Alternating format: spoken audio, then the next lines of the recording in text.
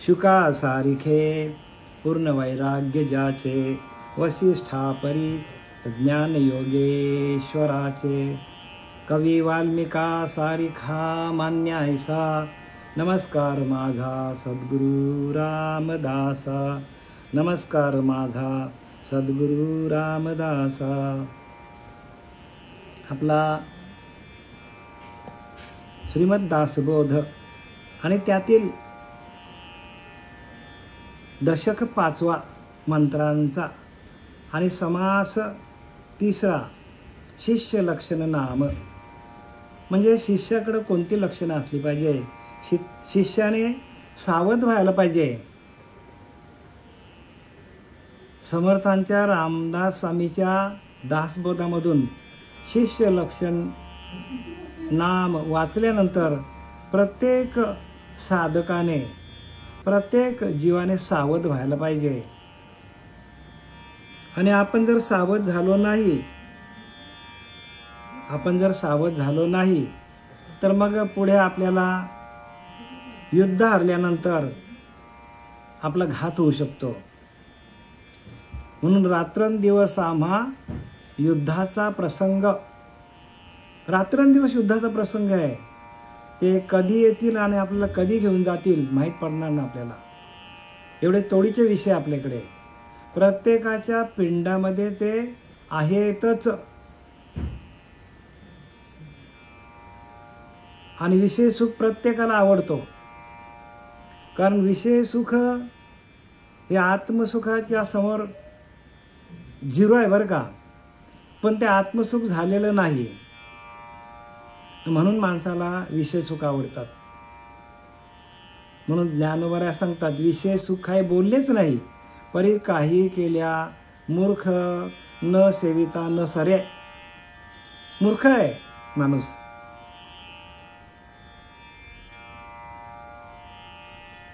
विषय सुखांच्या मागे माणूस लागला तर त्याला अनेक प्रकारच्या योनीमध्ये जन्म घ्यावा लागतो. आणि इथे आपल्याला शिष्य लक्षण चालले आपला. आता शिष्य कसा असावा सांगतात, तर आपण पहिली ओळी वाचूया. आपण 54 पर्यंत आलो होतो मागच्या वेळेला. आता झाली विषय वृत्ती अनावर, दृढ धरिला संसार, परमार्थ चर्चेचा विचार मलिन झाला. काय सांगतात, पहिल्यांदा शिष्य कसा असावा बघूया. शिष्य मुख्य सत्शिष्याचे लक्षण, सद्गुरूविषयी विश्वास पूर्ण, सद्गुरूंच्या वचनावर पूर्ण विश्वास पाहिजे. अनन्य भावे शरण, त्या नाव सत्शिष्य. आणि शिष्याने अनन्य भावाने सद्गुरूंना शरण जायला पाहिजे. अनन्य भावाने बरं का. जराही शंका मनामध्ये ठेवता कामा नये सद्गुरूला शरण जाताना. जर शंका कुशंका असेल तर सद्गुरूंच्या अंतःकरणातून निघालेला जो आशीर्वाद आहे तो प्राप्त होणार नाही. प्राप्तच होणार नाही बरं का. कारण सद्गुरूंना जे प्राप्त आहे ते समोरच्या साधकांना देण्याचं कार्य करतात. त्यांच्याकडे आहे म्हणून ते देतात. पण ते कधीही बाहेर पडतो, ज्या वेळेला साधकाकडे सद्गुरूविषयी, परमार्थाविषयी आदर निर्माण होईल, आनंद भावने शरण जाईल, त्यावेळेला ते बाहेर पडतं. असं पडत नाही. आणि म्हणून इथे लिहिलंय, झाली विषय अनावृत्ती. प्रत्येक माणूस विषयांमध्ये अडकलेला आहे. अनावृत्ती म्हणजे वृत्तीच्या म्हणजे डोक्याच्या वरती विषय गेलेले आहेत. डोईजड झालेले विषय आहेत माणसांना. प्रत्येक क्षणाला विषयांच्या बरोबरच युद्ध करायचं आहे. म्हणून रात्रंदिवस आम्हा युद्धाचा प्रसंग. आणि तो युद्ध जिंकण्यासाठी जोपर्यंत आपण श्रीगुरूला शरण जात नाही, जोपर्यंत त्या हरिनामाचा आपण उपदेश घेत नाही, हरिनामाची मात्रा आपण घेत नाही, तोपर्यंत विषय जिंकता येणार अजिबात नाही. विषय जिंकायचा असेल तर तुमच्याकडे शस्त्र पाहिजे. आपण शस्त्र न घेताना जर मैदानात गेलो युद्धाच्या तर आपल्याला जिंकता येईल का? पण तेच आपल्याकडे शस्त्र असेल तर कारण संपूर्ण काम शस्त्रच करतो. तसं ज्ञानदेव म्हणे हरिनामाचे शस्त्र, म्हणजे हरिनामाचं शस्त्र आहे. हरी हे नाम आहे आणि ते शस्त्र आहे. आणि ते काय करतो तर विषयांना बाजूला करून आपल्याला आपले विषय बाजूला करून आपल्या अंतःकरणामध्ये असलेला तो परमात्मा, त्या परमात्म्याशी आपल्याला एकरूप होता येतो आणि त्या परमात्म्याचं भजन करता येतो आपल्याला. आणि त्याच परमात्म्यावर, त्या एकावर आठांचं राज्य आहे. काम आहे, क्रोध आहे, लोभ आहे, मोह आहे, दंभ, संशय, चिंता आहे. या 8 त्या एका आत्म्यावर, आपल्या अंतःकरणामध्ये असलेल्या अंतरीच्या अंतरात्म्यावर 8 जण राज्य करतात. मग एकटा काय करेल? एकटा काहीच करू शकत नाही. म्हणून आपल्याला गुरुला शरण गेल्यानंतर गुरु आपल्याला काय करतात तर हरिनामाचा शस्त्र, नामाचा शस्त्र. ज्ञानदेव म्हणे हरिनामाचे शस्त्र, हरिनाम हे शस्त्र आहे. शस्त्र कुठलं वापरलंय? प्रत्येक संतांनी हाच शस्त्र वापरलंय. आणि आपल्याकडे जर हरिनामाचा शस्त्र नसेल तर 100% आपल्याला विषय 84ला घेऊन जातील. 100% बरं का. आणि म्हणून प्रत्येक ठिकाणी प्रत्येक संताने नामाचाच काय केलेला आहे? नामाचाच उल्लेख केलेला आहे. नामाचाच सहाय्य घेतलं आहे. नामाचेच शस्त्र धारण केलं आहे. आणि त्यांनी हे लोक साधून परलोकाला गेले. ते का तर त्यांच्याकडे हरिनामाचं शस्त्र होतं. तसं आपल्याकडे हरिनामाचं शस्त्र जोपर्यंत येत नाही तोपर्यंत म्हणजे अनुग्रह पाहिजे, ध्यान पाहिजे, प्रबोधाचं चिंतन पाहिजे. झाली विषयवृत्ती आणावर दृढ धरीला संसार. संसाराला दृढ आलिंगन देतो माणूस. कारण संसार म्हणजे प्रपंच जो आहे तो प्रपंच संपूर्ण काय केलेला आहे तर विषयामध्ये भरलेला आहे. आणि विषय कोणाला पकडतात? वृत्तीला पकडतात. वृत्ती म्हणजे मनाला पकडतात. आणि म्हणून आले मना आणि गेले दुकाना. मनाला येईल तसं त्या दुकानात माणूस जातो. मनाला आवडेल तसं. मनाला चांगलं वाईट काही कळत नाही. आणि म्हणून नको नको म्हणू मना गुंतू माया जाळी. काळ आला जवळी ग्रासावया. काळ एकदम जवळ आलेला आपल्याला ग्रासायला. काळाची हेवडी पडेल बा जेव्हा सोडीना तुझला माय बाप. म्हणजे पहिल्यांदा आईवडिलांना वेगळं केलं. म्हणजे आईवडील आपल्याला वाचू शकत नाही.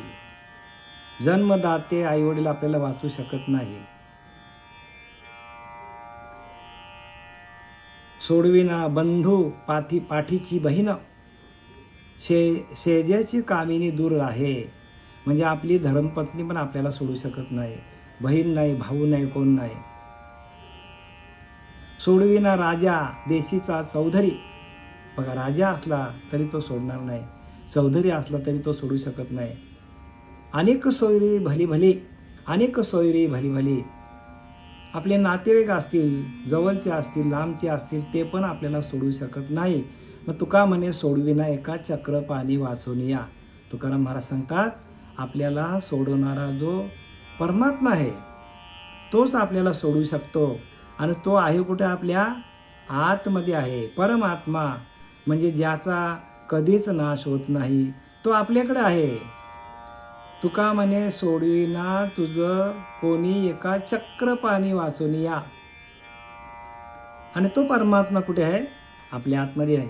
आणि म्हणून इथं लिहिलंय झाली विषय वृत्ती अनावर दृढ धरिला संसार. परमार्थ चर्चेचा विचार मलिन झाला. म्हणजे वासना तृप्त करण्यासाठी इंद्रिय भोगामध्ये यथेच्छ रमतात. प्रत्येक माणूस आपल्या वासना तृप्तीसाठी इंद्रियांच्या भोगामध्ये रममान झालेला आहे. आणि त्या इंद्रियांच्या भोगामध्ये एवढा रममान झालेला आहे की त्याला तो प्रपंचावर घट्ट प्रेम करतो, अतिशय प्रेम करतो प्रपंचावर. कारण त्याला इच्छा, आकांक्षा, कामना, भावना या सगळ्या त्याच्या कुटुंबामध्ये त्याला मिळतात. जिकडे जाईल तिकडे त्याला वासनाच दिसते. त्याला काय केलेलं आहे, तो वासनांनी पछाडलेला आहे. वासनारूपी भुताटकीने त्याला पछाडलेला आहे. जिकडे जाईल तिकडे त्याला वासनाच दिसते. काम दिसतो, क्रोध दिसतो, लोभ दिसतो. आणि काम, क्रोध, लोभ ही काय आहेत, तर ही नरकाची दार आहेत. संतांनी सांगितले काम विषय नरकाचा दार आहे.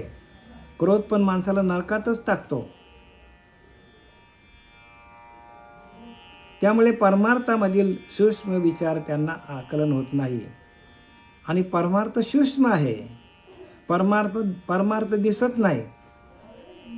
परमार्थाचा विचार कोणी करत नाही, कारण तो सूक्ष्म आहे.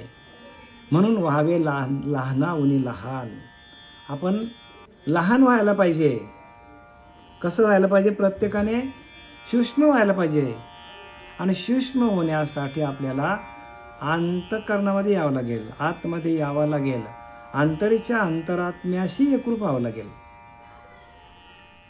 अंतरीचा अंतरात्मा कसा आहे, तर अनुरानु या ठोकडा तुका आकाशा एवढं. म्हणजे अनुरानुपेक्षा सूक्ष्म आहे परमात्मा आणि आकाशापेक्षा व्यापक आहे. असा तो परमात्मा आहे. आणि त्या परमात्म्याला प्राप्त करण्यासाठी आपल्याला प्राप्त का होत नाही, इथं त्यांनी सांगितलं आहे. कारण काय, परमार्थ चर्चेचा विषय मलिन झाला. म्हणजे परमार्थाची चर्चा जरी केली तरी आपला अंतःकरण मलिन आहे. मग आपलं अंतःकरण मलिन असेल तर आपल्याला परमार्थ कळेल का? साधा आरसा आपला समोरचा आपल्याला चेहरा बघायचा झाला, चेहरा आपल्याला बघायचा आहे आणि त्या आरशावर खूप धूळ साचलेली आहे, दिसेल का आपला चेहरा? नाही दिसणार. अजून एक दृष्टांत देतो. समजा आता एखाद्या तळ्यासमोर आपण गेलो आणि जोराचा वारा सुटलाय आणि त्या तळ्याच्या पाण्यावर पृष्ठभागावर लाटा अनेक प्रकारच्या जोरजोरात येतात. आपल्याला आपला चेहरा दिसेल का? दिसणार नाही. तसं आपल्याला आपलं मन त्या विषयांमध्ये, त्या प्रपंचामध्ये मलिन झालेलं आहे. परमार्थ चर्चेचा विचार मलिन झाला म्हणजे परमार्थाची चर्चा करून फायदा नाही. कारण काय, अंतःकरण मलिन झालेलं आहे. जसा आरसा मलिन झाला, जशा त्या पाण्यावरची लाटा आल्या तर आपला चेहरा दिसत नाही, तसा प्रपंच आपल्याला काय करतो, तर प्रपंच आपल्याला त्या परमार्थाकडे जाऊन देत नाही, तो विषयांकडे आणतो माणसाला.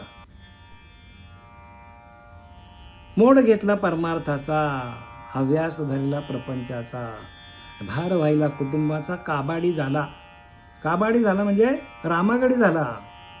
एखादा रामागडी कसा दिवसभर काम करतो त्याला सांगाल ते काम करतो, तसं प्रपंचामध्ये प्रत्येक माणूस रामागडी झालेला आहे. प्रपंचाला त्याने काय केलंय, आपल्या डोक्यावर, आपल्या छातडावर घेतलंय. प्रपंचासाठी वाटेल तो करायला तयार होतो आणि परमार्थाचा अजिबात विचार करत नाही.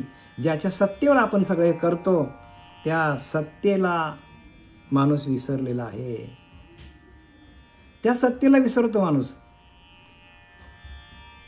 ज्या शक्तीवर आपण सर्व परमार्थ करतो, संसार करतो, त्या शक्तीला माणूस विसरतो. आणि ती शक्ती कशी आहे, तर शक्ती अदृश्य आहे. म्हणून माणूस काय करतो, ती दिसत नाही, आपल्याला तीच चालवतो. प्रत्येक जीवाला ती शक्ती चालवतो. आणि त्या शक्तीची अनुभूती देणारा श्री गुरु जोपर्यंत आपल्या जीवनात येत नाही तोपर्यंत आपल्याला प्रत्येक माणूस विषयामध्ये अडकलेला आहे. म्हणून गुरुला शरण जायला पाहिजे. प्रत्येकाने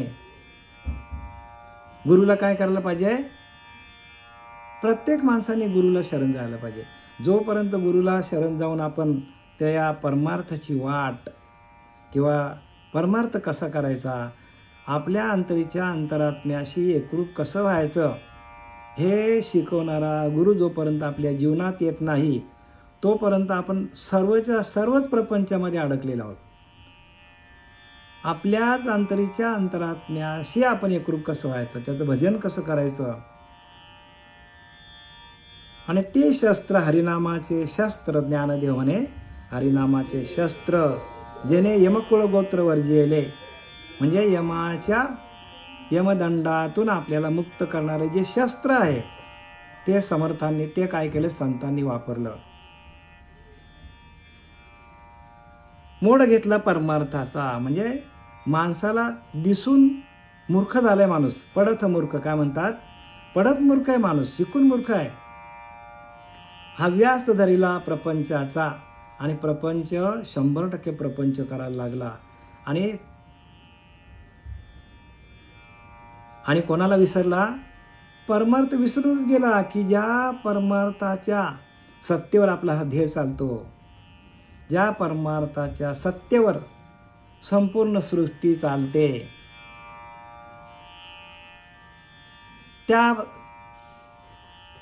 त्या परमार्थाला तो विसरला आणि देहबुद्धीमध्ये तो अडकला. त्याला वाटलं मीच चालवतो, माझा देह सगळं काम करतो.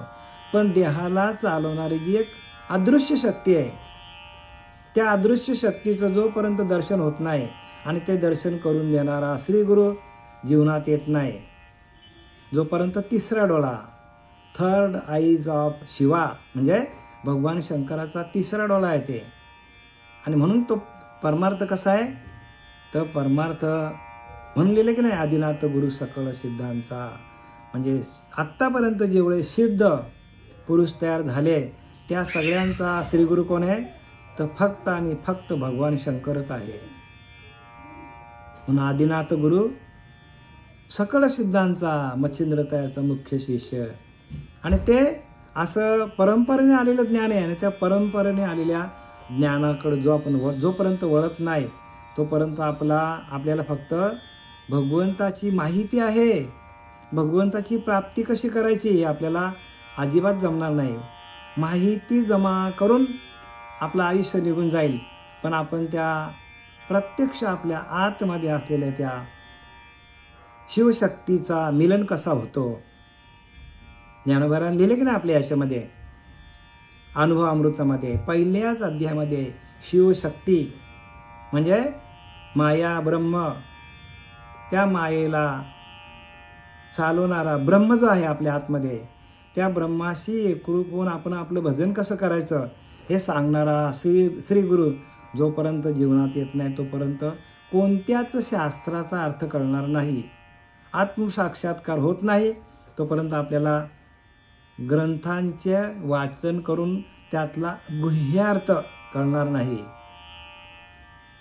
म्हणून एकांतात जायला सांग, एकांताचा अतितत्पर अधिकारी पाठांतर आणि शोधी अर्थांतर ग्रंथ गर्भीचे. ग्रंथामध्ये गर्भित अर्थ येतो, वरचे अर्थ नाहीत. आणि सगळे लोक वरचेच अर्थ वाचतात. मग जोपर्यंत आपण गर्भामध्ये जात नाही, गर्भित अर्थामध्ये जात नाही तोपर्यंत प्रपंच वरचा होतो. आणि एक दिवशी हा वरचा केलेला प्रपंच आपल्याला काय करतो, आपल्यालाच अधोगतीला घेऊन जातो. आणि माणसाला वाटतं की मी खूप परमार्थ करतो, पण अंतकाली तो आपल्याला कुठेच उपयोगाला येत नाही, कुठेच, बरं का. आणि म्हणून गुह्यार्थ पाहिजे. संतांनी एवढे सगळे ग्रंथ लिहिले, कशासाठी लिहिले, गुह्यार्थ. ग्रंथामध्ये दडलेला गुह्यार्थ आपल्या अंतःकरणामध्ये प्रकाशित होण्याकरिता लिहिलेले आहेत. आणि म्हणून श्रीगुरूंच्या मुखातूनच आपण ग्रंथ ऐकायला पाहिजे. स्वतः वाचून त्याचा अर्थ लागणार नाही. गुरुला शरण गेल्याशिवाय मोड घेतला परमार्थाचा. काय लिहिलंय की मोड घेतला परमार्थाचा, म्हणजे पडत मूर्ख माणूस परमार्थाकडे वळतो खरा, परंतु त्याचे मन प्रपंचात अडकलेले असते. बघा, जरी तो परमार्थ करायला आला तरी त्याचं सर्व लक्ष प्रपंचामध्ये अडकलेला असतो. प्रपंचामधून बाहेर निघतच नाही. का निघत नाही, कारण त्याला विषय आवडतात.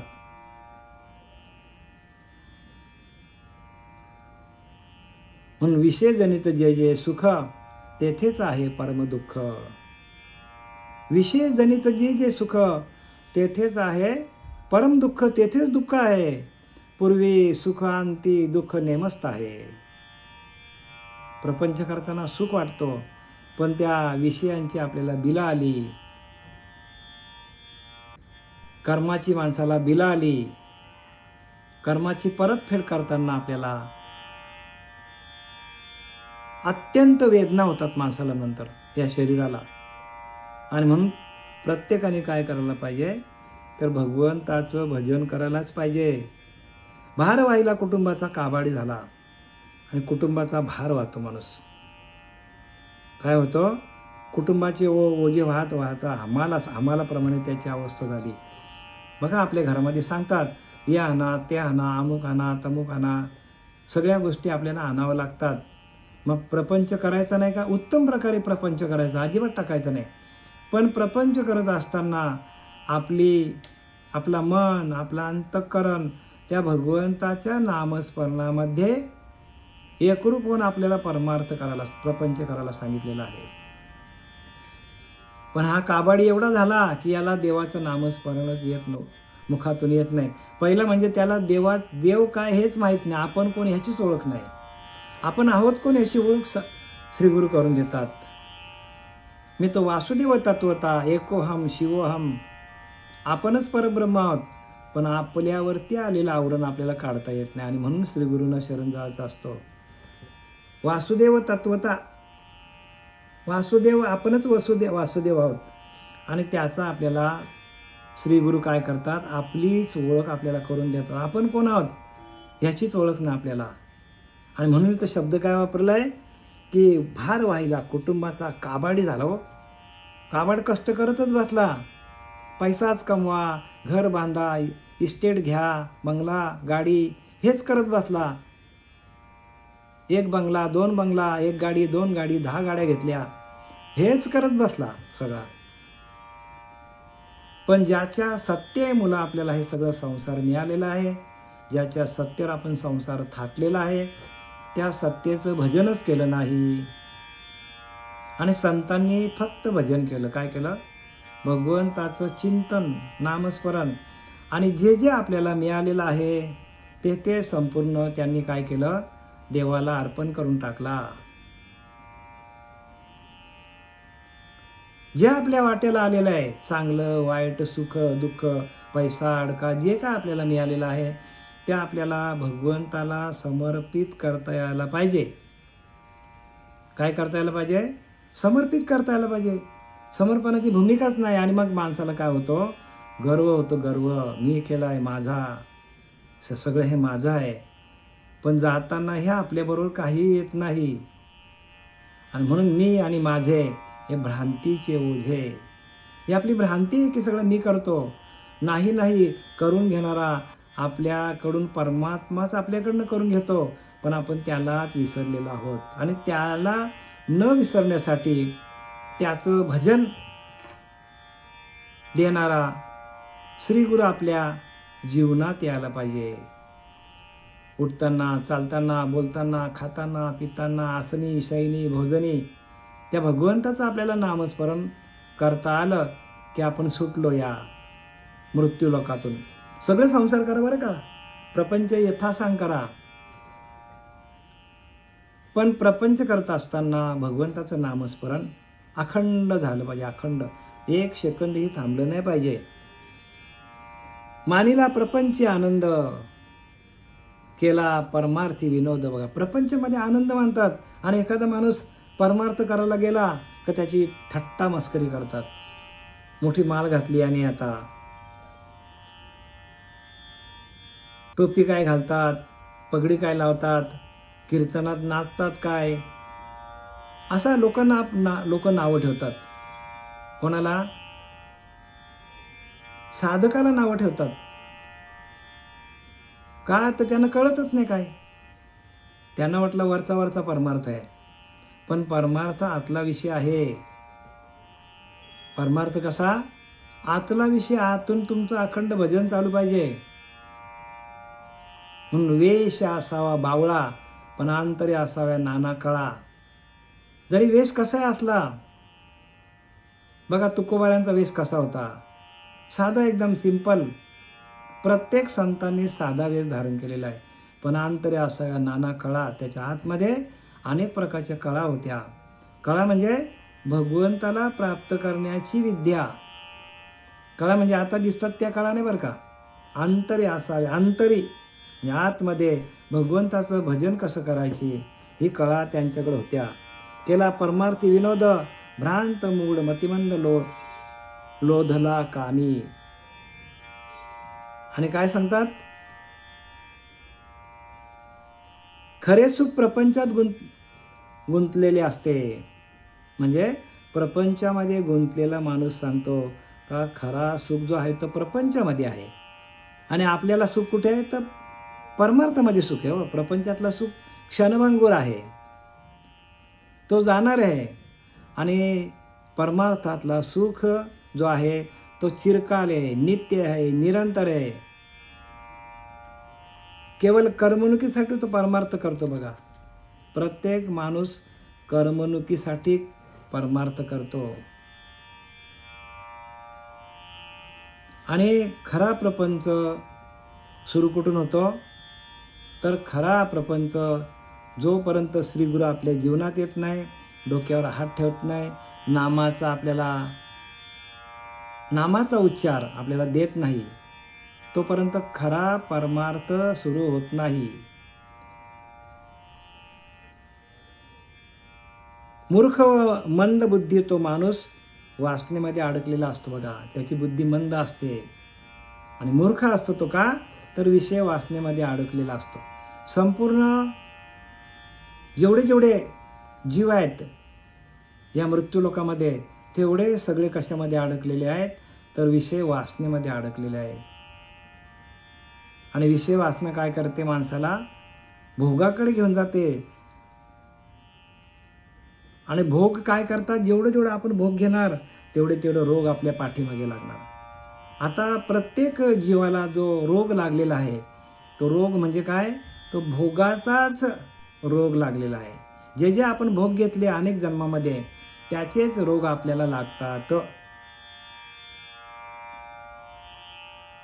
म्हणून बीज अग्नीने भाजले त्यांचे वाढणे खुंटले, ज्ञात्यास तैसे झाले वासना बीज.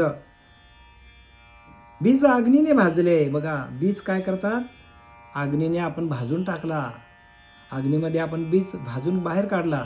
आता लावा त्याला, आता ते जगेल का बघा. ज्ञात्यास तैसे झाले वासना बीज. मग ज्ञाता माणूस काय करतो, वासना संपूर्ण काय करतो, भाजून टाकतो. वासनाच माणसाला त्रास देतो. आणि म्हणून संतांनी काय केले की विषय तो त्यांचा झाला नारायण. म्हणजे त्यांच्या पिंडामध्ये कुठल्याच प्रकारचे विषय राहिले नाही. अखंड चिंतन विठोबाचं चालू झालं. नारायण नारायण नारायण, विठ्ठल विठ्ठल विठ्ठल, असं अखंड त्यांचं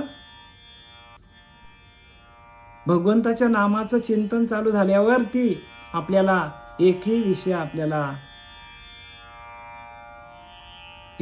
आपल्या पिंडामध्ये त्रास देत नाही. आपल्याला विषय आहेत पण ते जागच्या जागेवर थांबतात. का तर विषयांचा भाव जाऊन हरिनामाचा भाव तयार होतो. विषय जागच्या जागेवरच थांबतात आणि आत्मसुखाची गोडी वाढू लागते.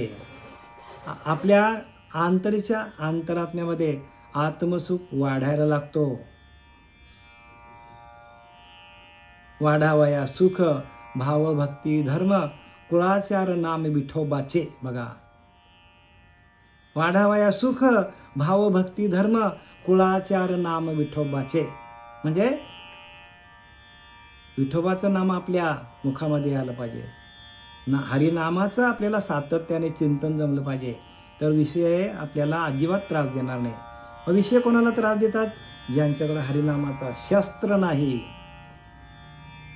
जे ज्ञानी झाल्यात पण आत्मज्ञानी नाही झालेत.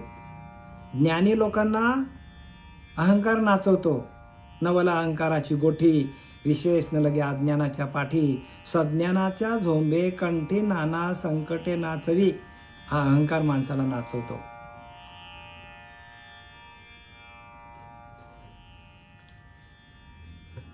मानीला प्रपंच आनंद. बघा, प्रपंचामध्ये आनंद मानायला लागतो माणूस. का तर विषय सुख आहेत ना प्रपंचामध्ये. मानीला प्रपंच आनंद, केला परमार्थाचा विनोद. परमार्थामध्ये विनोद घेतात. बघा ना, आता जवानपोरं काय करतात, सगळे विनोदच करतात. जे माणसं वयस्कर झालेली आहे, भक्ती मार्गाला लागलेले आहेत, त्यांची थट्टा मस्ती करतात. का? त्यांना कळतच नाही ना, त्यांना हा त्यांचा विषयच होत नाही. पण ज्यांच्या घराण्यामध्ये लहानपणापासून भक्ती आहे, म्हणून वडिलांनी इथं वडील जे करती तया नाम धर्म ठेवती येर त्या दिष्टिती सामान्य सकल. म्हणून वडिलांनी काय करायला पाहिजे, वडिलांनी आईवडिलांनी इथं पुढे आलं पाहिजे प्रपंच याच्यामध्ये परमार्थामध्ये. येथ वडील जे करीती तया नाम धर्म ठेवती. त्याला धर्म म्हणतात. जे आपल्यापेक्षा वरिष्ठ लोक आहेत त्यांनी जे काही चांगलं आचरण केलंय आणि त्या चांगल्या आचरणातून आपल्या मुलांवर, आपल्या प्रपंचावर जे संस्कार चांगले घडतील ते संस्कार आपल्याला पुढे नेतात. पण वडिलांनी पुढं आपल्याला यायला पाहिजे. येर त्या अधिष्ठिती सामान्य सकल. म्हणजे जे काय वडिलांनी केलं त्याचंच पुढं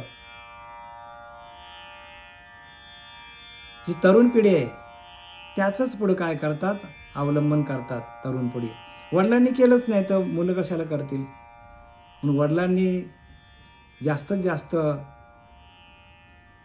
प्रपंचामध्ये न पडताना परमार्थ जास्तीत जास्त प्रपंच करावा, पण परमार्थ काहीतरी वाढवला पाहिजे. कशासाठी? तर नवीन तरुण पिढीला एक परमार्थ दाखवून देण्यासाठी. नाही तर आपण तरी आता ठीक आहोत, याच्यानंतर अनेक पिढ्या कशा सगळ्या पिढीचा नाश होणार आहे नंतर महाराज. कारण काय, हा कलियुग आहे. या कलियुगामध्ये विषय आपल्याला एवढे तोडीचे आहेत का ते घेऊनच जातील 84ला. म्हणून ज्यांच्याकडे हरिनामाचं स्मरण आहे, ज्यांच्याकडे नाम आहे, ज्यांच्याकडे अनुग्रह आहे, त्यांच्याकडे फिरकून पण बघू शकत नाही अशी त्या हरिनामाची, त्या प्रबोधाच्या चिंतनाची किमया आहे. केला परमार्थी विनोद भ्रांत मूढ मतिमंद लोधला कामी. म्हणजे तो कामवासनेमध्ये अडकला. प्रत्येक माणूस कामवासनेमध्ये अडकलेला आहे. कोणी क्रोधामध्ये अडकला आहे आणि एखाद्याला मारून 52 पत्त्याची भाजी खायला गेला जेलमध्ये. का? क्रोध आवरता आला नाही. सुकर पूजिले विलेपणी महिसा मर्दिला चंदने तैसा विषयी ब्रह्मज्ञाने विवेके बोधला. आता इथे समर्थ रामदासांनी काय दिलं आपल्याला, उदाहरण दिलं, दृष्टांत केला. दृष्टांत तुमच्या समोर ठेवा. सुकर पूजिले विलेपणी म्हणजे डुक्कर. त्या डुकराला काय आवडतं, तर त्याला त्या चिखलातच जायला आवडतं. त्याला किती पण वरती काढला, किती पण स्वच्छ धुतला, तरी त्याला कुठं आवडतो, त्याला कुठं बसायला आवडतो, जायला चिखलातच आवडतं त्याला. त्याला अगदी वरती काढा, स्वच्छ धुवा, त्याच्या अंगावर अत्तर शिंपा. अत्तर आपण शिंपडला, सेंट मारला त्याच्या अंगावर, तर त्याचा काही गंध नसतो, बोध नसतो त्याला. कारण तो कोण आहे, तर डुक्कर आहे तो. तसा डुकराची उपमा माणसाला दिली. बघा, माणूस काय करतो, तर माणूस काय करतो, त्या विषयामध्ये एवढा अडकलेला आहे की त्याला तेच आवडतात. त्याला संतांचे विचार आवडत नाही, त्याला वरिष्ठांचे विचार आवडत नाही. त्याला काय आवडतात, विषयांचे विचार त्याला आवडतात. आणि आहे कोण तो, तर पडत मूर्ख, शिकून मूर्ख आहे. काही लोक शिकून मूर्ख झाले आहेत. त्यांना माहिती आहे हे केलं तर आपल्याला पाप लागेल. त्यांना हे माहिती आहे की आपण या कायद्याच्या विरोधात सगळं करतो. जे भगवंताने विधिनियम दिलेले आहेत त्या विधिनियमाच्या विरोधात जाऊन सगळं काळे धंदे करतात लोक. माहिती आहे त्यांना, पण शेवटीला त्यांना त्या कर्माचं भोग त्यांना भोगायला येतो अंतकाली. सुकर पूजिले विलेपणी म्हणजे डुकराला जर आपण चांगल्या प्रकारे धुतला, त्याला अत्तर लावला, म्हैसा मर्दिला चंदनी, म्हैसा म्हणजे रेडा, म्हैस चांगली धुतली आणि तिला आपण चंदनाचा लेप लावला तरी ती जाऊन बोरणीतच बसणार. कुठं बसणार? बोरणीतच, म्हणजे खड्ड्यातच बसणार जाऊन ती पण. तसा माणसाला कितीही चांगलं ज्ञान दिलं तरी तो त्या विषयरूपी खड्ड्यामध्ये जाऊन बसतो आणि घाण होऊन येतो, घाणच होतो तो शेवटपर्यंत. त्याच्याकडे शुद्धता येत नाही, अंतःकरणामध्ये शुद्धता येऊच शकत नाही. का? तर त्यांनी संपूर्ण विषयांना काय केलेलं आहे? संपूर्ण विषय काय केले? त्याने आपल्या अंतःकरणामध्ये विषयांना घर देऊन बसलेला आहे. आणि ते विषय काय करतात माणसाला? तर 84ला घेतल्याशिवाय आईनाच्या बाईना आणि 84ला घेतल्याशिवाय जाईना. ज्ञानोबाला सांगतात हे ज्ञाननिधीचे भुजंग आहेत, विषयदरीचे वाघ आहेत. ज्ञानी माणसाला भुजंग म्हणजे नागासारखे नाग आहेत, नाग विषय. ज्ञानी माणसाला आधी ते 84ला घेऊन जातात. हे ज्ञाननिधीचे भुजंग, विषयदरीचे वाघ, भजन मार्गीचे मांग. ज्ञानोबा बघा काय सांगतात, भजनाच्या मार्गामध्ये मांग येते आपल्याला.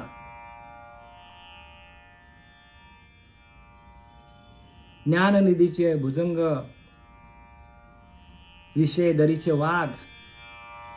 दरीमध्ये गेल्यावर माणसाला वाघ खाऊन टाकेल. आणि भजन मार्गीचे मांग, भजनामध्ये, भजनाच्या मार्गामध्ये हे मांग आहेत. काय करतात? आपल्याला भजन करून देत नाही. आणि पुढे सांगतात हे जळे विन बुडविती. बघा, पाणी नाही तरी बुडून टाकतील. चिखले विन रोविती, चिखल नसला तरी रोवून टाकतील. आगी विन जाळीती, आग नसला तरी जाळून टाकतील. बघा, आणि वाऱ्या विन बुडविती. न बोलता कवळीती प्राणियाते. असा प्राण्यासारखा जर माणसांनी वर्तन केला तर विषय काय करतात? त्यांना विषय काय करतात? प्रत्येक माणसाला 84ला घेऊन जातात. म्हैसा मर्दिला चंदनी तैसा विषयी ब्रह्मज्ञाने विवेके बाबू दिला. तैसा विषयी ब्रह्मज्ञाने म्हणजे एखाद्याला ब्रह्मज्ञान जरी झाला तरी त्याला विषय काही सोडत नाही. विवेके बोधीला. काय सांगतात? एखाद्या डुकराला सुगंधाचा लेप लावला किंवा रेड्याला चंदनाचा लेप लावला तरी त्याची किंमत त्यांना कळत नाही. का? त्याचप्रमाणे वासनेत गुरफटलेला माणसाला ब्रह्मज्ञान सांगितले आणि आत्मविवेक शिकवला तरी त्यांची किंमत कळत नाही. एखादा माणूस विषयामध्ये अडकलेला आहे, त्यांना आत्मविवेक जरी सांगितला तरी त्यांच्या डोक्यामध्ये प्रकाश पडत नाही. असं इथं आपल्याला संत रामदास सांगतात. आणि हे सगळं जे आपल्याला निरूपण दिलेलं आहे हे आपण साधक भूमिकेमध्ये आहोत. प्रत्येकाने आपला निरूपण कशावर चाललेला आहे? कशावर झाला आता निरूपण आपला? तर साधक लक्षण नाम म्हणजे साधकाने किती सावध असला पाहिजे. साधकांच्याकडे अंतःकरणामध्ये लक्षणं कुठली असली पाहिजे आणि त्या लक्षणांवरनं त्याची काय होते? ओळख होते. हा साधक कच्चा आहे का पक्का आहे? मग आपण आता साधक व्हायला पाहिजे. म्हणजे आपल्या सहांची धक थांबली पाहिजे. म्हणजे 6 विषय आपल्या, त्या विषयांची धक धक धक धक चाललेली आहे प्रत्येकाच्या अंतःकरणामध्ये. आणि मग आले मनाने गेले दुकाना. म्हणजे कुठलाही विषय माणसाच्या मनामध्ये आला की तो नको त्या मार्गाला जातो. आणि म्हणून ज्ञानोबा काय सांगतात की आपल्याला सांगतात ज्ञानोबा की ज्यांच्याकडे नाम नाही, नामाशी विन्मुख होतो नर पापिया. ज्याच्याकडे नामस्मरण नाही, ज्याच्याकडे नामाचा जयघोष नाही अंतःकरणामध्ये, त्याच्याकडे पापच आहेत. हे विषय कोणाला घाबरतात? तर फक्त हरिनामाच्या शस्त्राला घाबरतात. आणि तो हरिनामाचा शस्त्र ज्याच्याकडे असेल त्यालाच हे विषय काय करतात?